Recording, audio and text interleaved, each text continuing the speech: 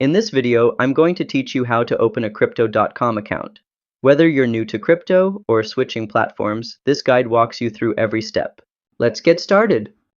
First, go to Crypto.com and click the Sign Up button on the homepage. Then, enter the Gmail address you want to use for the account. After entering your email, check the small Terms and Conditions box, then click Create New Account.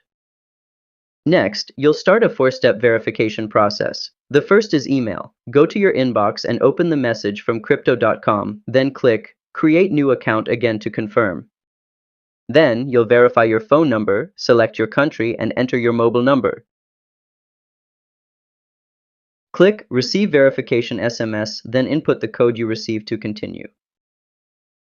After that, you'll be asked to create a 6-digit passcode. This will be used for quick logins. For the final verification step, you'll need to take a selfie and upload a valid government-issued ID. Click Continue to begin. Then click Start and follow the on-screen instructions to complete your ID and facial verification. And that's how to open a Crypto.com account. If this helped, give it a like and subscribe to How to Tutor for more fast and easy tutorials. See you next time!